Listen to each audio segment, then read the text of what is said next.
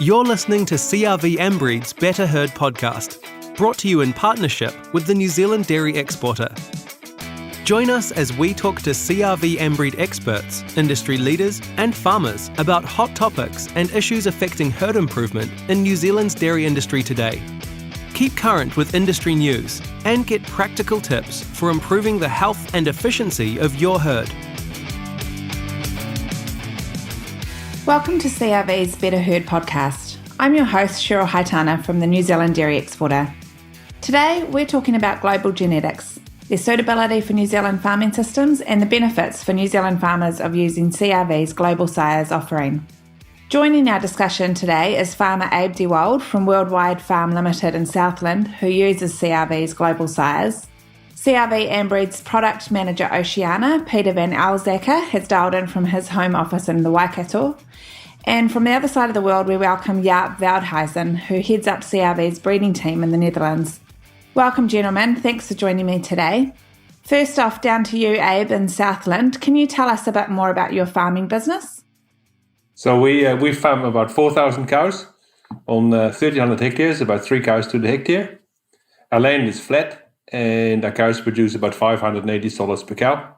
And so we're a System 5 farm. Yeah, so basically we like the higher production.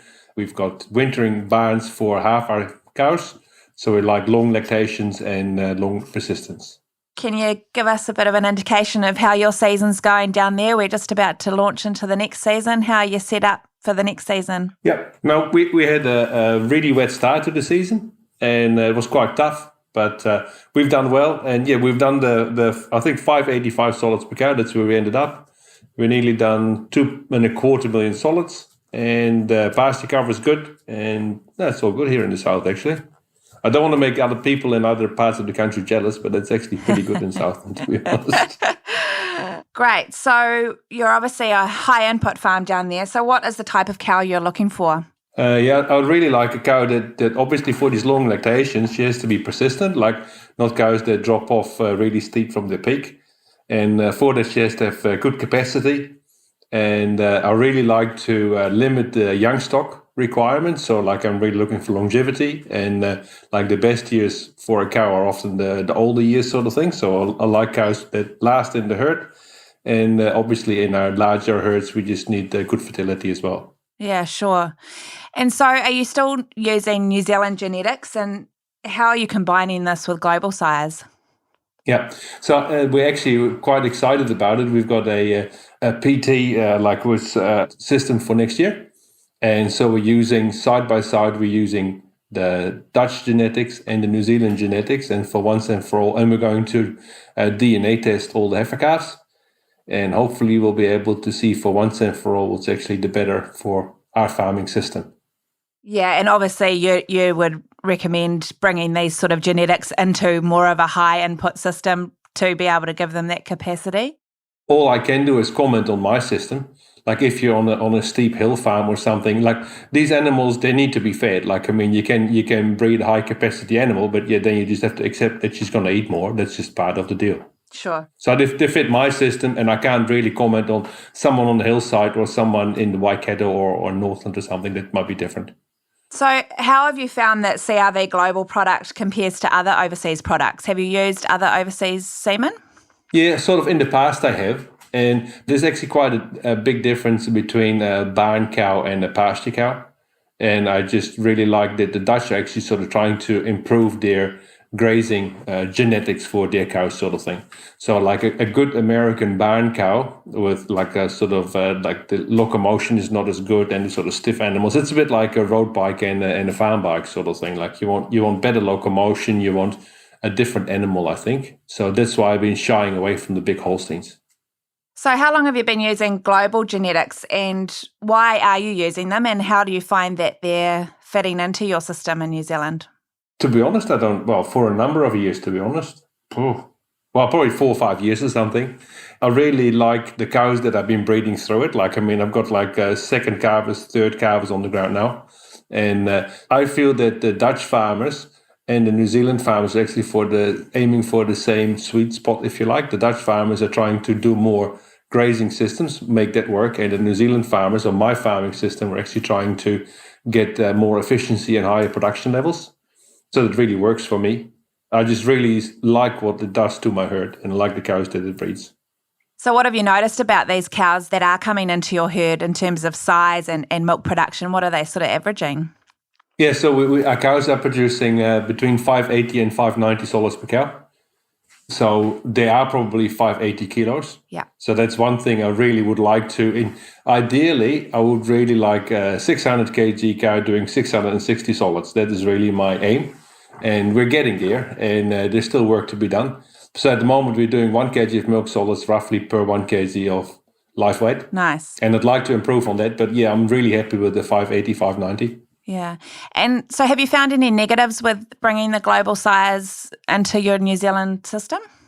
Well, not so much in my situation because we're an existing farming business, and I'm not a share milker that has to sell the herd to move up in the system or something, but it has not done any great things to my BW. So if a bankman or something that doesn't know cows looks at it, he thinks like, oh, well, this herd is getting a lot worse. And yeah. So that's like the BW has been going down since I've been using it, but that's just the way it's rated, and I know that it's nonsense anyway. Can you tell us any other reasons why you do look overseas for some of your genetics? I'm just a bit concerned, to be honest, about the small genetic pool for New Zealand black and whites. And when you look through the catalogue, you see the same names again and again and again. And I'm just a bit worried about that, and I just really like to use some fresh blood and blend it in, if you like, going forward. Cool. Thanks, Abe. So moving over to the Netherlands, we've got Jaap, who's the head of CRV Holstein Product Development. Thanks for joining us, Jaap, and can you give us a bit of an update on how the season's going over in the Netherlands for farmers? Thank you, Cheryl. Well, the weather has been pretty good, maybe even too good, because I guess a lot of farmers are already struggling a little bit with that it's quite dry, and it's only May, so it's not even summer for the Dutch farmers yet. So I guess silage making was good for the areas that were not dry. But, well, we need some rain. Can you explain a little bit more about your role? Yeah, I've been working for CRV since 2006, and in the last couple of years, I'm overseeing the Dutch breeding program for the black and whites and the red and whites, and also MRI. Actually, there are also some more people in the team that are overseeing the data collection trials we're running for feed intake, but also for hoof health, for data collection on improving those breeding values and improving hoof health in the Holstein breed in general. Great. So you've just heard Abe talking about the Netherlands moving into more of a grazing system and breeding towards that. Can you confirm that and talk us through your breeding goals for the CRV Holstein program at the moment? Yeah, I can confirm what Abe's saying. We always had a small grazing or moderate size segment in our breeding program, which was aiming not necessarily at New Zealand, but also farmers in the Netherlands or Ireland or wherever around the world that are looking for a moderate size cow with good capacity and high components, good fertility. But we actually saw that worldwide the interest in that kind of product is becoming bigger, but also in the Netherlands itself. So even farmers with the indoor systems also do not want the very big Holstein cow. They also want a more normal size, good components. I think especially in the Netherlands, we're really looking for high components and health traits. Yeah, I guess they're everywhere very important, but with our data collection system in the Netherlands and Flanders, we are able to select for it pretty well, I think. So how do you view that breeding goal in relation to the New Zealand farming system? Yeah, overall, our breeding philosophy in the NVI program, so that's the Dutch National Index, or the Dutch BW, so to say. Well, for CRV, we're aiming at high lifetime productions. So that's also referring to what Abe was saying. Yeah, if I have to describe it in words, it's more like looking for the healthy and efficient cow that's able to produce. Yeah, if you look more at the genetic side of things, then you would say we incorporate production traits in the breeding goal, but also conformation traits and health and longevity in a balanced way. And we also are aware of different farming systems and different philosophies amongst farmers. So it's not just the one type of cow that we're breeding for. So the overall goal is healthy and efficient cows.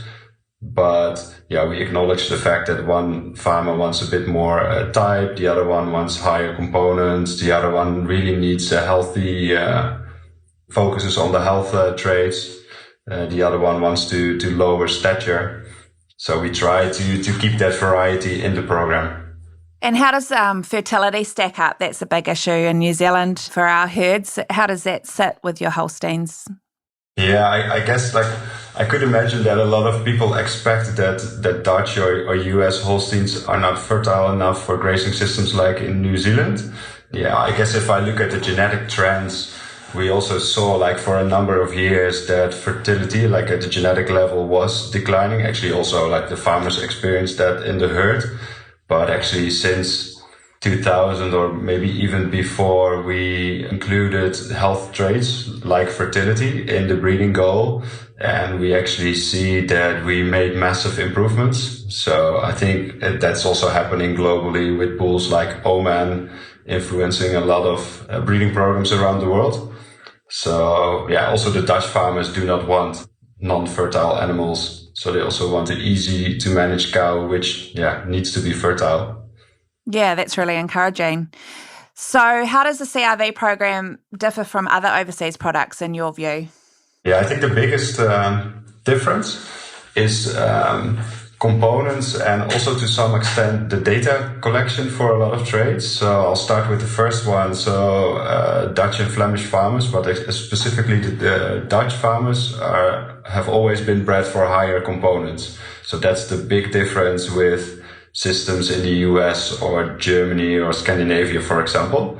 If you look at it from a New Zealand perspective, I guess the Dutch system is able to produce high component bulls for grazing.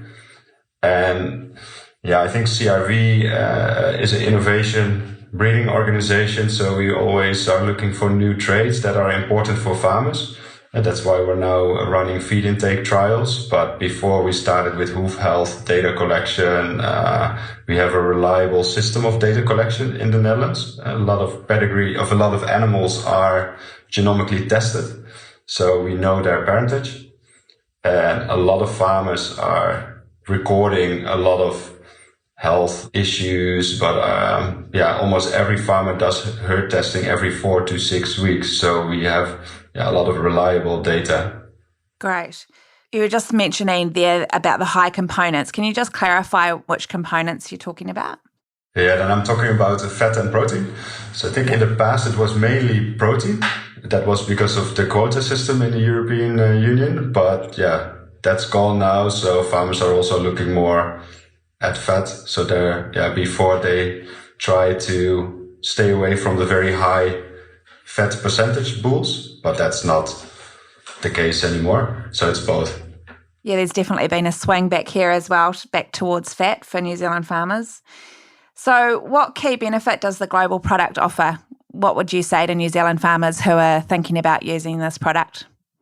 Well, outcross is a very important one, but with outcross, it's also very important to have quality genetics. Otherwise, it's just outcross. Yeah, I think we are able to breed the type of cows that do fit grazing systems. I guess the average Dutch bull would be a bit more suitable for a higher input system than for a very low input system. But we do acknowledge grazing systems also in the Dutch program. So we're also breeding specifically for bulls that are generating smaller cows with good capacity, body condition, fertility. So I think we'll see more of that in the future, more of those kind of bulls. And I guess what's not really covered in the New Zealand indexes yet are all those novel traits. So traits like udder health, but also hoof health. Yeah, we have already been selecting for it because we have breeding values for it. So I guess that's just a bonus you get by using those bulls, and you will not see that reflected in your BW of your cows, but it is a benefit. Sure. Can you tell us some of the bulls that are proving quite popular over in New Zealand or doing well here? Yeah, I think one of the recent bulls is Stellando. So he did already really well in the Netherlands, and I think Abe, you got one of the first batch of daughters milking already, probably for maybe 2 or 3 years. But he's also moving up the ranks in the New Zealand system. Yeah, before we had bulls like Kian, Fidelity, Delta Ireland, Kodak that did quite well. But yeah, it takes a number of years before you see their New Zealand proofs. So we're now aiming at proving those sires already at a younger age. So you compare them with their contemporaries from the New Zealand breeding program. So that makes it a bit easier to pick the bulls you like as a farmer. And Peter, are you still with us? Yes, I'm here, listening. That's good. So I was just going to get you to make a few comments, Israel, from your point of view around the global sires product for CRV and what it offers to New Zealand farmers. Yeah, a lot has been covered already. As Jaap said, it's we have a segment in Holland in the breeding program that is as close as any product anywhere outside New Zealand with a different genetic makeup. And on top of that, you have access to breeding values that don't exist in New Zealand yet. So that's where the global product from CRV can really complement the offering of our New Zealand product and add to what farmers are trying to achieve here in New Zealand. That's really key. So how do you decide on the sires that you do use and offer to New Zealand farmers from the global sires product? Yeah, it's based on two main aspects. We look at the needs from our customer base and in general the market, what are farmers asking for, and what will also complement our offering. So how can we offer a product that suits a broader base of farmers? And when we then look at the individual, the bulls, we do look at suitability for the New Zealand system and alignment with the New Zealand breeding goal on one hand. But then if there are bulls that stand out in Holland for whatever reason, that could be for type or that could be for outcross, then we also look at bringing them in. And that's very much driven by demand from customers. So what type of Kiwi farmers interested in these types of genetics, Peter? It's a wide range. I fully agree with Abe's comments around knowing what you're looking for and it has to fit your system. But there are a lot of farmers too in New Zealand that are potentially looking for outcross. So that's from an outcross perspective, that's their main focus. They're looking for a breed that is not available or not being produced through the breeding programs in New Zealand. That could be Fleckvieh or MRI or Brown Swiss. They might be looking for more type, show type. So that's where they then access something that that comes from those segments. Or they're looking for innovative traits, like Jaap said, the hoof health, or polled genetics. And polled genetics are more interesting. There's more demand for that. And certainly outside New Zealand, the breeding programs are a bit further than we are. So they look for that. And then there are some people that are disenchanted with the New Zealand breeding goal or the breeding values, and they simply want something else. So have you noticed any increase in demand from Kiwi farmers for these genetics, Peter? I'd say that over the last 5 years, there's been a steady, slow increase in interest. More people are open to looking at something different. And maybe that's a reflection of the industry having to look critically at the national breeding goal. At the moment, it's one size fits all. There's one index. And when you look at other parts of the world, there are multiple indexes and there's a bit more variation. And I think also with the variation in farming systems and in needs and wants is growing. Once upon a time, one system described a large part of the New Zealand farming systems and industry. That's no longer the case. So therefore, certainly increased interest. So you've got a few global sires in your CRV Ambreed catalogue this year. Is it easy enough for farmers to work out the different breeding indexes and breeding values of these bulls? It's a very good question. And I would say that there is a large number of farmers that will look at New Zealand product catalog and they will be challenged by the breeding values and the indexes that are in there. And a lot of people, they are breeding for BW, but do they really understand what it does or the breeding values behind it? So that's already a challenge with the New Zealand breeding values. And so also certainly for the global product where we publish Dutch breeding values, US breeding values and indexes, We do offer explanation of terms and additional information in our global catalog. And we spend a lot of time on training our sales team to understand and be able to put those indexes and breeding values into perspective against the New Zealand information.